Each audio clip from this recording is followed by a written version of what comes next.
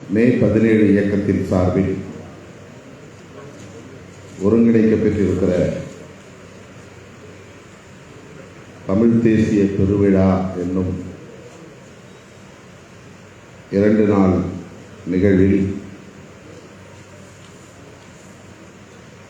முதலாவது நாளாக நடைபெற்றுக் கொண்டிருக்கிற அறிஞர் அவையம் அறிவர் மாநாடு என்னும் வரலாற்று சிறப்பு வாய்ந்த இந்த நிகழ்வை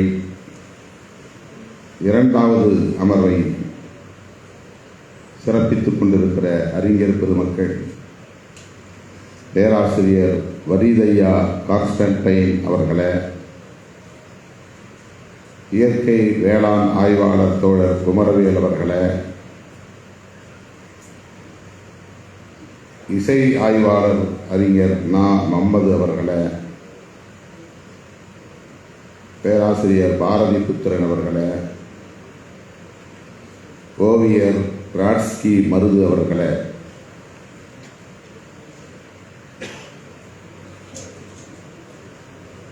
தலைமை வகித்து நிகழ்வை சிறப்பித்துக் கொண்டிருக்கிற தோழர் அசோக்குமார் அவர்களே, அனைவரையும் வரவேற்று உரையாற்றி சிறப்பித்திருக்கிற தோழர் பிரவீன்குமார் அவர்களே, நோக்க உரையாற்றி இந்நிகழ்வை தொடங்கி வைத்திருக்கிற தோழர் திருமுருகன் காந்தி அவர்களே, தோழர் புருஷோத்தமன் அவர்களே,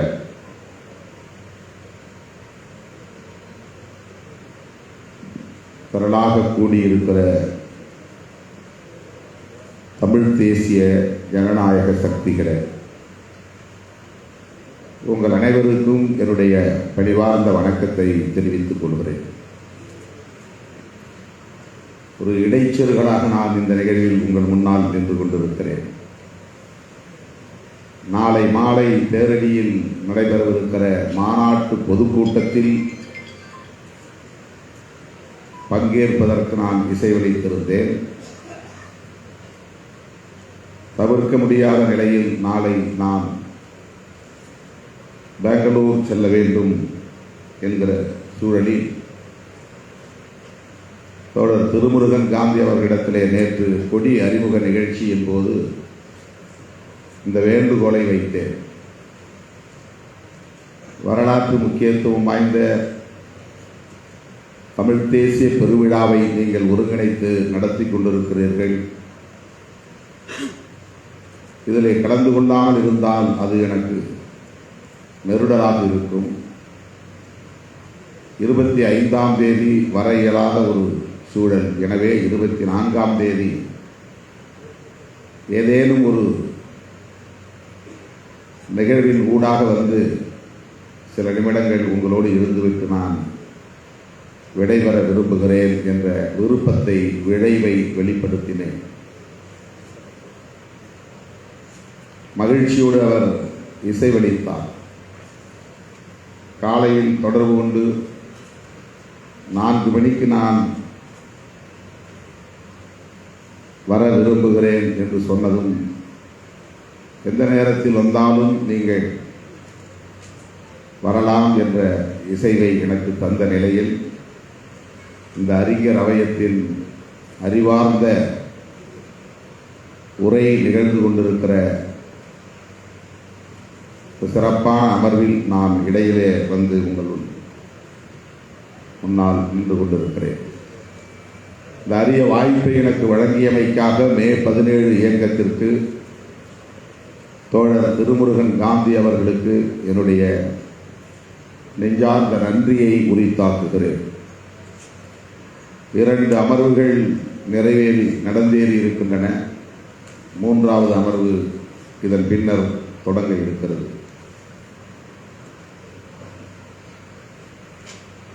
சில நிமிடங்கள் நான் எடுத்துக்கொள்ள விரும்புகிறேன். இந்த பெருவிழா சிறப்பாக நடந்தேற, இந்த பெருவிழாவின் நோக்கம் வெற்றி பெற என்னுடைய மனமார்ந்த வாழ்த்துக்கள். மே 17 இயக்கம் தொடங்கி 15 ஆண்டுகளை கடந்து வந்திருக்கிறது. எண்ணற்ற பல போராட்டங்கள், பேரணிகள், மாநாடுகள் என்று இந்த 15 ஆண்டுகளில் தமிழ் சமூகத்தில் பெரும் தாக்கத்தை ஏற்படுத்தியிருக்கிற ஒரு இயக்கமாக இன்றைக்கு மே 17 இயக்கம் தன்னை நிலைப்படுத்தி இருக்கிறது.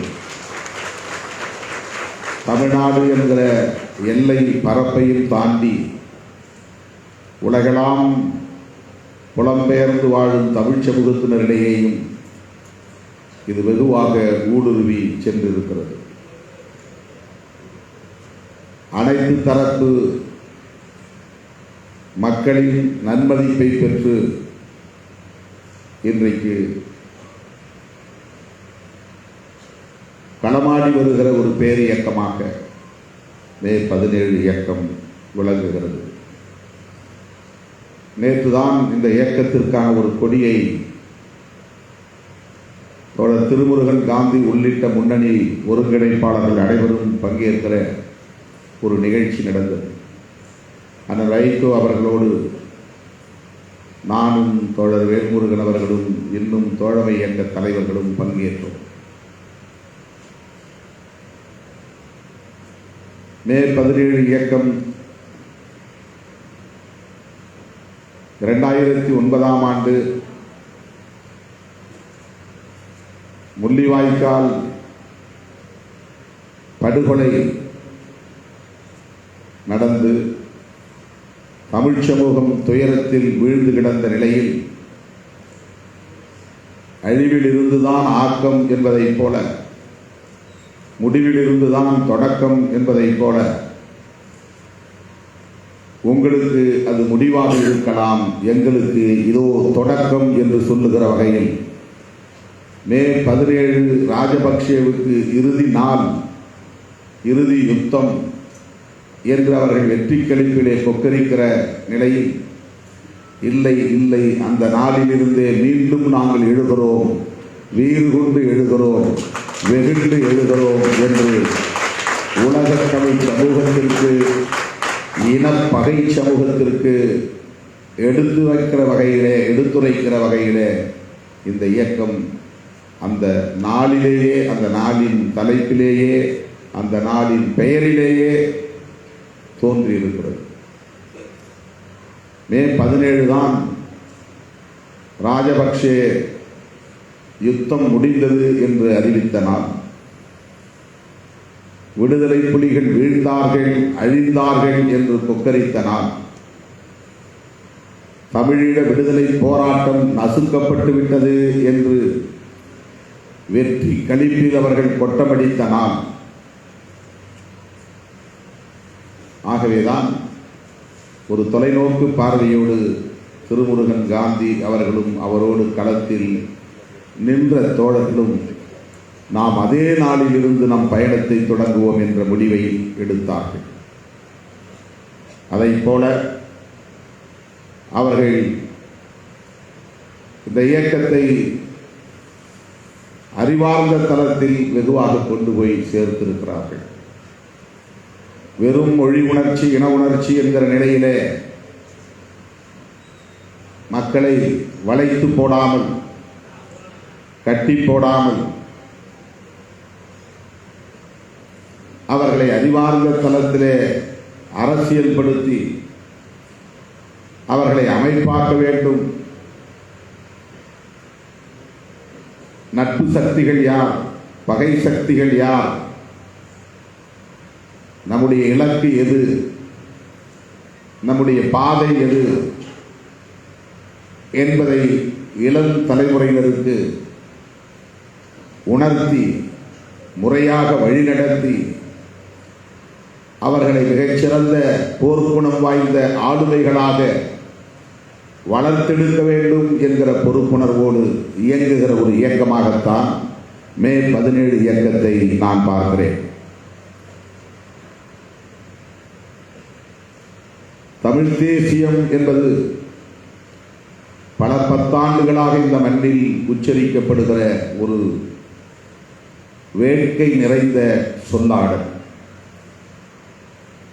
தாகம் நிறைந்த ஒரு சொல்லாடல். தமிழ் மண்ணில் அது தமிழ்நாடாக இருந்தாலும் ஈழமாக இருந்தாலும் இந்த வேட்கை பல பத்தாண்டுகளாக நம்மிடையே நிலவி வருகிற ஒன்று. அவ்வப்போது இயக்கங்கள் தோன்றியிருக்கின்றன, தலைவர்கள் தோன்றியிருக்கிறார்கள். இந்த கருத்துக்கள் வெகுவாக பேசப்பட்டிருக்கின்றன, விரிவாக உரையாடப்பட்டிருக்கின்றன. ஆனாலும் இன்னும் அது ஒரு வடிவம் பெறவில்லை.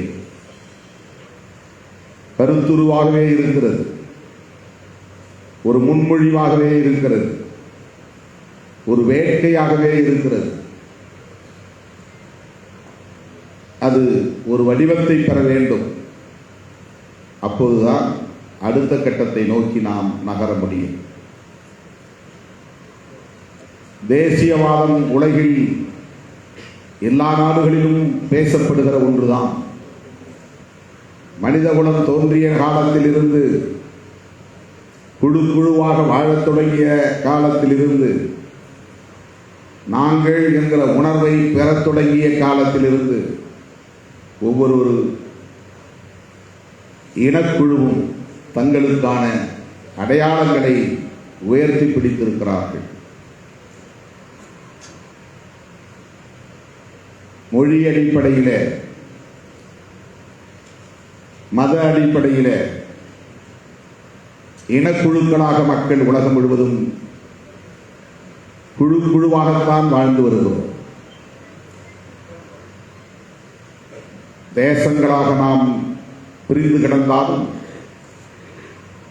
அந்த தேசங்களுக்குள்ளே இனக்குழுக்களாகத்தான் மனித குலம் வாழ்கிறது.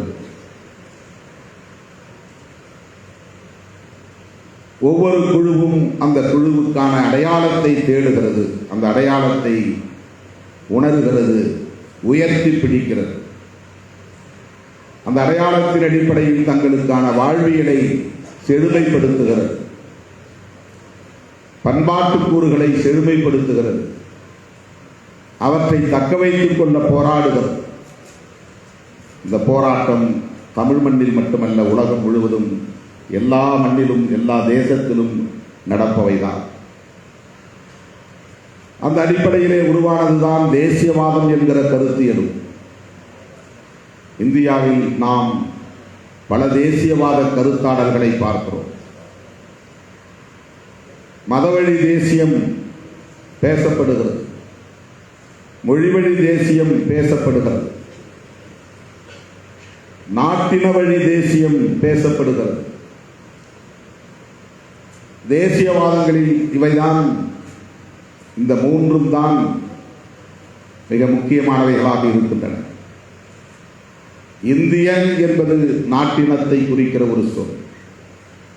இந்தியர்களாய் அணிதிரள்வோம், இந்தியர்களாய் நம்முடைய பண்பாட்டு விழுமியங்களை செழுமைப்படுத்துவோம் என்கிற வாதம் நாட்டின தேசியவாதம். ஆங்கிலேயர்களை எதிர்த்து நடத்திய விடுதலை போராட்டத்தின் போது காந்தியடிகளின் தலைமையிலே பேசப்பட்ட தேசியவாதம் நாட்டின தேசியவாதமாகத்தான் வலிமை பெற்றது. ஆங்கில ஏகாதிபத்தியத்திடமிருந்து இந்த தேசம் விடுதலை பெற்ற பிறகு, மக்கள் விடுதலை பெற்ற பிறகு அது பொருளற்றதாகி விடுகிறது. இப்போது இந்த மண்ணில் மதவழி தேசியவாதமும் மொழிவழி தேசியவாதமும் தான் வெகுவாக பேசப்படுகிறது. மதவழி தேசியவாதத்தை இந்து தேசியவாதம் என்று சங் பரிவார் அமைப்புகள் மிக வலுவாக உரத்து பேசிக் கொண்டிருக்கிறார்கள். அதற்கு மாற்றாக நாம் தமிழ் தேசியம் என்கிற அடிப்படையில் மொழிவழி தேசியத்தை உயர்த்தி பிடிக்கிறோம். ஆக மொழிவழி தேசியத்திற்கு ஒரு வடிவத்தை நாம் கொடுக்க வேண்டும் என்றால் அடிப்படையில் மொழிவழி தேசியவாதம் எத்தகைய சமூக கூறுகளை கொண்டிருக்கிறது, கலை இலக்கிய கூறுகளை கொண்டிருக்கிறது, பண்பாட்டு கூறுகளை கொண்டிருக்கிறது என்பனவற்றை நாம் ஆய்வு செய்து தேடி பிடித்து அவற்றை உயர்த்தி பிடிக்க வேண்டிய கட்டாயம் எழுகிறது. அந்த அடிப்படையில் எழுகிற நிகழ்வுகள் தான் இத்தகைய தமிழ் தேசிய திருவிழா போன்ற நிகழ்வுகள், மாநாடுகள், கருத்தரங்குகள், இசை தமிழிலே நம்முடைய பண்பாட்டு கூறுகள் எப்படி பரிணாமம் பெற்று செழுமையடைந்து இந்த இடத்திற்கு வந்திருக்கிறது என்பதை நாம் ஆய்வு செய்து பார்க்கிறோம். கலை தளத்திலே, கலை இலக்கிய தளங்களிலே நம்முடைய தமிழ் தேசிய இனத்தின் வாழ்வியல் எப்படி காலம் காலமாக பரிணாமம் அடைந்து இன்றைய நிலையை அடைந்திருக்கிறது, எட்டி பிடித்திருக்கிறது என்பதை நாம் அறிந்து கொள்ள வேண்டிய தேவை இருக்கிறது. இந்த கூறுகளை எல்லாம் நாம் கண்டுணர்கிற போதுதான் இவற்றின் பின்னால் இருக்கிற உழைப்பையும், இதற்காக நாம் கொடுத்திருக்கிற விலையையும், இதற்காக நாம் செய்திருக்கிற நம் முன்னோர் செய்திருக்கிற பங்களிப்பையும் ஈகத்தையும் அறிந்து கொள்ள முடியும். இவையெல்லாம் சும்மா வந்துவிடவில்லை, வெறும் மொழி உணர்ச்சியால் இன உணர்ச்சியால் வந்துவிடவில்லை. ஒரு நீண்ட நெடிய போராட்டம், வாழ்வியல் போராட்டம். அந்த அடிப்படையில் ஒரு இனம் தன்னை அடையாளப்படுத்திக் கொண்டு பேச்சு, எழுத்து, இலக்கியம், கலை என்று எல்லா தரங்களிலும் தம்முடைய வாழ்வியல் கூறுகளை செழுமைப்படுத்தியதன் விளைவாக நமக்கு கிடைத்த ஆவணங்கள் தான் திருக்குறள், சங்க இலக்கியங்கள். இன்னும் இவை போன்ற படைப்புகள். இவையெல்லாம் ஒரு நாளில் திடீரென்று ஒரு ஆள் உட்கார்ந்து தவமிருந்து படைத்துவிட முடியாது. கடவுளின் வரம்பெற்று படைத்துவிட முடியாது. 10 நூல்களை படித்து உடனே எழுதிவிட முடியாது. திருக்குறள் என்கிற ஒரு நூல் இந்த மண்ணிலே உருவாவதற்கு பல ஆயிரம் ஆண்டுகள் தமிழ் சமூகம் தொடர்ந்து அறிவார்ந்த தளத்தில் உழைத்ததன் விளைவாகத்தான் திருவள்ளுவன் என்கிற ஒரு மாமனிதன் தோன்ற முடிந்திருக்கிறது. திருவள்ளுவன் திடீரென்று சுயம்புவாக ஒரு தலைமுறையில் உருவான ஒரு ஆளுமை அல்ல. திருவள்ளுவன் என்கிற ஒரு ஆளுமை தோன்றுவதற்கே இந்த இனத்தில் பல ஆயிரம் ஆண்டுகள் அறிவார்ந்த தளத்தில் நாம் நடத்திய போராட்டத்தின் விளைவுதான். திடீரென்று தோன்றிவிட முடியாது. ஒரு இனத்தின் மொழி வளம் பெறுகிறது, அந்த மொழி இலக்கியமாக செழுமை அடைகிறது, அந்த இலக்கியம் இன்னும் கூர்மை அடைகிறது, அது கலை இலக்கியமாக, இசையாக பரிணாமம் அடைகிறது. பேச்சுதான் இசையாகிறது, பேச்சுதான் எழுத்தாகிறது, பேச்சுதான் கலை ஆகிறது. ஆகவே தொடக்க நிலை பேச்சு என்கிற மொழி காலப்போக்கில் பல ஆயிரம் ஆண்டுகளுக்கு பின்னால் அதன் செழுமை நிறைந்த வடிவம்தான் இலக்கியமாக, இசையாக, கலையாக பரிணாமம் பெறுகிறது. ஆகவே எவ்வளவு ஆயிரக்கணக்கான ஆண்டுகள் ஒரு இனம் தன்னுடைய அடையாளத்தை தக்க வைத்துக் கொண்டே, போராடிக்கொண்டே, உழைத்துக் கொண்டே, ஆய்வு செய்து கொண்டே, அறிவார்ந்த தளத்தில் தம் ஆளுமையை பெருக்கிக் கொண்டே வந்திருக்கிறது. அதன் விளைச்சல் தான், அதனுடைய உயர்ந்த நிலைதான் இத்தகைய செழுமையை ஒரு இனம் அடைய முடியும். இப்படி உலகம் முழுவதும் எல்லா மொழிகளிலும் மக்கள் தங்களுக்கான விழுமியங்களை தக்க வைப்பதற்கான போராட்டங்களை நடத்தியிருக்கிறார்கள் என்பதை நாம் உணர்ந்து கொள்ள வேண்டும். இது எல்லா இனக்குழுக்களுக்கும் பொருந்தும். ஆகவே எல்லா இனக்குழுக்களின் உணர்வுகளையும் நாம் மதிக்க வேண்டும். இது எல்லா இனக்குழுக்களுக்கும் இருக்கிற உரிமையும் கூட. ஆகவே அத்தனை அனைத்து மனிதகுல குழுக்களின் அந்த உணர்வுகளையும் உரிமைகளையும் நாம் அங்கீகரிக்க வேண்டும். அந்த அடிப்படையில் தான் ஒரு தேசியவாதத்தையும் நாம் கட்டமைக்க முடியும். தேசியவாதம் என்பது ஒரு தேசத்தை அடிப்படையாக கொண்டது. அது ஒரு அல்டிமேட் டார்கெட். ஒரு இனம் ஒரு குழுவாகவே வாழ்ந்துவிட முடியும், ஆனாலும் அதற்கு ஒரு நிலப்பரப்பு தேவைப்படுகிறது. அதைத்தான் நாம் தேசம் என்கிறோம். ஒவ்வொரு மொழிக்கும் ஒவ்வொரு தேசம் என்கிற அடிப்படையில் இன்றைக்கு கருத்து வளர்ந்திருக்கிறது என்றாலும் அது தொடக்க நிலையில் இல்லை. இன்றைக்கு மொழிவழி தேசியம் என்பது உலகம் முழுவதும் பேசப்படுகிறது என்றாலும் மதவழி தேசியம் என்பதுதான் வலுவோடு இருக்கிறது என்பதை மறந்துவிட முடியாது. மதவழி தேசியத்தின் அடிப்படையில் தான் தேசங்கள் உருவாகி இருக்கின்றன என்பதையும் மறந்துவிட முடியாது. மதவழி தேசியம்தான் கோலோச்சுகிறது. அரசு மதம் ஆகியவை இணைந்து ஆட்சி அதிகார பீடத்தில் அமர்ந்திருக்கிறது என்பதையும் நாம் தவிர்த்து விட முடியாது. இதற்கிடையில் தான் நாம் மொழிவழி தேசியத்தை வளர்த்தெடுக்க வேண்டிய தேவை இருக்கிறது. இந்திய மண்ணிலே அப்படி ஒரு மதவழி தேசியத்தை நிலைநிறுத்துவதற்காகத்தான் சில அமைப்புகள் போராடி கொண்டிருக்கின்றன. அந்த அடிப்படையில் தான் இந்து தேசியவாதத்தை உயர்த்தி பிடிக்கிறார்கள், முன்னிறுத்துகிறார்கள். உலகம் முழுவதும் மதத்தின் அடிப்படையில் நாடுகள் உருவாகி இருக்கிற போது இந்தியாவில் ஏன் மதத்தின் அடிப்படையில் ஒரு நாடு உருவாகக்கூடாது என்கிறார்கள். ஒரு நாடு உருவாவது என்பதுதான் வடமொழியில் தேசம், நாம் தமிழிலே நாடு என்கிறோம்.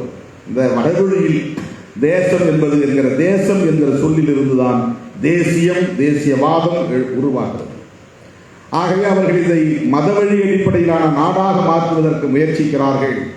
இலங்கை பௌத்த நாடாக இருக்கிற போது, சீனா பௌத்த நாடாக இருக்கிற போது, பாகிஸ்தான் இஸ்லாமிய நாடாக இருக்கிற போது இந்தியா ஏன் இந்து நாடாக இருக்கக்கூடாது என்கிற தர்க்கத்தை முன்வைக்கிறார்கள். அரேபிய நாடுகள் எல்லாம் இஸ்லாமிய நாடுகளாக இருக்கின்றன. ஐரோப்பிய நாடுகள் எல்லாம் கிறிஸ்தவ நாடுகளாக இருக்கின்றன. ஆசிய நாடுகள் எல்லாம் பௌத்த நாடுகளாக இருக்கின்றன. அந்த ஆசிய நாடுகளிலேயே இந்தியா மட்டும் ஏன் ஒரு மதம் சார்ந்த நாடாக இருக்கக்கூடாது என்கிற கேள்வியை எழுப்புகிறார்கள். இதற்கு அவர்கள் கையில் ஏந்துகிற தேசியவாதம் தான் இந்து தேசியவாதம்.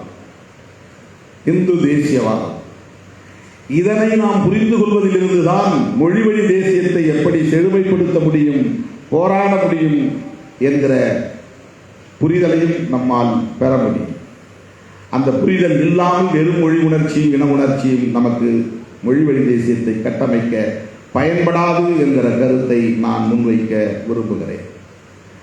ஆக இந்தியாவை பொறுத்தவரையில் இங்கே மொழிவழி தேசியம் அமைவதற்கு எதிராக இருப்பது மதவழி தேசியம் என்கிற கருத்தியல் தான். மொழிவழி தேசியத்தின் பகையாக இருப்பது மதவழி தேசியம் என்கிற கருத்தியல் தான்.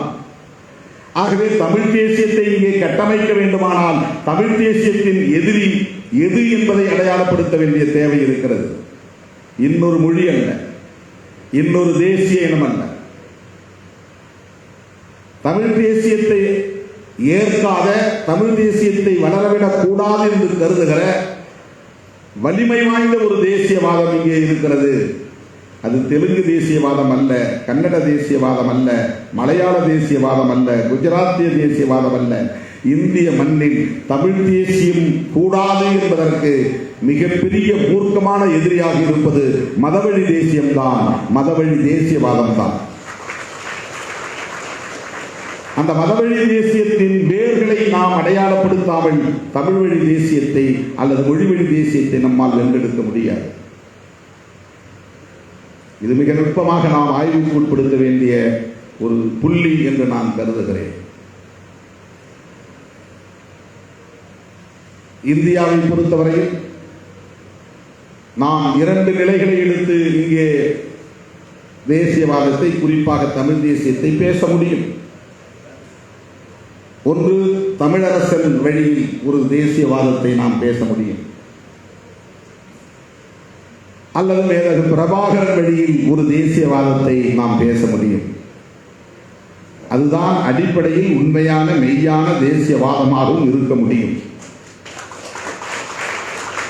ஒரு தேசம் உருவாவதற்குத்தான் தேசியவாதம்.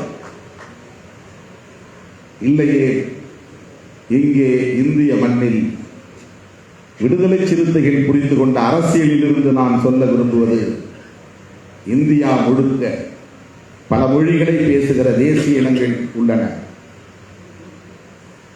இந்த பல மொழிகள் பேசுகிற தேசிய இனம், பல மதங்கள் வகிக்கிற ஒரு தேசம் இது என்கிற வகையில இந்திய அரசமைப்பு சட்டம் பன்மைத்துவத்தை அனுமதிக்கிறது. புளூரலிசம் என்கிற பன்மைத்துவத்தை அனுமதிக்கிறது. ஜனநாயகத்தின் முக்கியமான ஒரு கூறு பன்மைத்துவம், புளூரலிசம். எத்தனை மதங்களும் இருக்கலாம், அரசு மதம் சார்ந்து இருக்கக்கூடாது. அதுதான் செக்குலரிசம். ஏன் இந்த அரசு மதம் சார்ந்து இருக்கக்கூடாது? பாகிஸ்தான் அரசு மதம் சார்ந்து இருக்கிற போது, இலங்கை சிங்கள அரசு மதம் சார்ந்து இருக்கிற போது, ஏன் இந்திய அரசு மதம் சார்ந்து இருக்கக்கூடாது என்றால், இந்தியாவிலே சகோதரத்துவத்திற்கு இடம் தராத மதம்தான் பெரும்பான்மை மதமாக இருக்கிறது. சகோதரத்துவத்தையும் சமத்துவத்தையும் அனுமதிக்காத கொள்கையை, கோட்பாட்டை கொண்டிருக்கிற ஒரு மதம் உலகில் வேறு எந்த மண்ணிலும் இல்லை. இந்த மண்ணில் இருக்கிறது சகோதரத்துவத்தை மறுதலிக்கிற கோட்பாடு, சமத்துவத்தை மறுதலிக்கிற கோட்பாடு. அதையே இங்கு நிலைப்படுத்தி இருக்கிற ஒரு கோட்பாடு, அதுதான் சனாதனம் என்கிற கோட்பாடு. அந்த சனாதனம் இங்கே கோலோச்சக்கூடாது என்றுதான் முற்போக்கு சிந்தனை உள்ள சிந்தனையாளர்கள் செக்யூலரிசம் என்பது அரசமைப்பு சட்டத்தின் மிக முக்கியமான கூறாக பதிவு செய்திருக்கிறார்கள். அதனால்தான் இந்திய அரசு மதம் சார்ந்த அரசாக இருக்கக்கூடாது. இந்திய அரசு மதம் சார்ந்த அரசு என்ற கருத்தை ஏற்றுக்கொண்டால் இந்தியாவில் கிறிஸ்தவ மதம் சார்ந்த அரசை உருவாக்க முடியாது, இஸ்லாமிய மதம் சார்ந்த அரசை உருவாக்க முடியாது, பௌத்த மதம் சார்ந்த அரசை உருவாக்க முடியாது, சமணம் மதம் சார்ந்த அரசை உருவாக்க முடியாது. இங்கே இந்து மதம் சார்ந்த அரசை தான் உருவாக்க முடியும். ஆகவே அரசு இந்து மதம் சார்ந்த அரசாக இருக்குமேயானால், இந்து மதம் சகோதரத்துவத்தை மறுக்கிறது, சமத்துவத்தை மறுக்கிறது. ஆகவே அது அரச மதமாக இருந்தால் பெரும் தீங்கு. எனவேதான் இந்த மதம் இங்கே அரச மதமாக இருக்கக்கூடாது, ஸ்டேட் ரிலீஜனாக இருக்கக்கூடாது என்று நம்முடைய அறிவார்ந்த முன்னோர் முடிவு செய்தார்கள். இந்த போராட்டம் இங்கே நடந்து கொண்டிருக்கிறது. அதை தகர்த்து விட்டு இங்கே இந்து தேசியவாதத்தை கட்டமைக்கிற முயற்சி நடக்கிறது. அந்த இந்து தேசியவாதம் மாநிலங்களை ஏற்காது, இந்து தேசியவாதம் மொழி உணர்வை ஏற்காது. அவர்கள் பேசுகிற மதவழி தேசியவாதம் தேசிய இன ஓர்மையை விரும்பாது. ஒரு குறிப்பிட்ட காலம் வரையில் அவர்கள் அனுமதிப்பார்கள், ஆனால் அவர்கள் அதை ஒருபோதும் ஏற்க மாட்டார்கள். அதனால்தான் அவர்களின் முழக்கம் ஒரே தேசம் ஒரே கலாச்சாரம் என்பதாக இருக்கிறது. ஒரே தேசம் ஒரே கலாச்சாரம் என்றால் அதனுடைய அடுத்த பொருள் ஒரே தேசம் ஒரே மதம் என்று பொருள். ஒரே தேசம் ஒரே கலாச்சாரம் என்றால் அதனுடைய நுட்பமான பொருள் ஒரே தேசம் ஒரே மொழி என்று பொருள். ஒரே மொழி என்றால் அது தமிழாக இருக்க வாய்ப்பில்லை. இந்தியாவின் ஒரே மொழி என்றால் அது தெலுங்காக இருக்க வாய்ப்பில்லை. இந்தியாவின் ஒரே மொழி எது என்று நம்மால் புரிந்து கொள்ள முடியும். ஒருமைப்பாடு என்பது வேறு, ஓர்மை என்பது வேறு. அவர்கள் போராடுவது, அவர்கள் விரும்புவது ஓர்மை, ஒருமைப்பாடு அல்ல, இன்டெகிரிட்டி அல்ல. அவர்கள் விரும்புவது மோனோபொலி. ஒரே மதம்தான் இந்தியாவில் மதமாக இருக்க வேண்டும் என்று விரும்புவது புளூரலிசத்திற்கு எதிரானது, பன்மைத்துவத்திற்கு எதிரானது. அதுதான் பாசிசம். அப்படிப்பட்ட ஒரு பாசிசத்தை எதிர்ப்பதில் இருந்துதான், மதவழி தேசியத்தை எதிர்ப்பதில் இருந்துதான் தமிழ் தேசியத்தை கட்டமைக்க முடியும். இல்லை என்றால் மொழி பெருமையாகவும் இனப்பெருமையாகவும் இது ஒரு வளையத்திற்குள்ளே தேங்கி நின்றுவிடும். தமிழ் தேசியத்தை இந்த மண்ணில் நாம் கட்டமைக்க வேண்டுமானால் முதலில் நாம் எதை எதிர்த்து போராட வேண்டும், எந்த கொள்கையை எதிர்த்து போராட வேண்டும், எந்த பகையை எதிர்த்து போராட வேண்டும் என்கிற புரிதலும் தேவைப்படுகிறது. அதற்காக நாம் விடுதலை சிறுத்தைகளின் பார்வையில் இருந்து சொல்ல விரும்புவது, இந்த மண்ணில் புளூரல் நேஷனலிசம் என்கிற அடிப்படையிலே, ஒரு பன்மைத்துவ தேசியவாதம் என்கிற அடிப்படையிலே தேசிய இனங்களில் ஒருமைப்பாட்டை முன்னிறுத்துகிற தேசியவாதம் தேவைப்படுகிறது. அதைத்தான் விடுதலை சிறுத்தைகள் முன்மொழிந்து களமாடிக் கொண்டிருக்கிறோம்.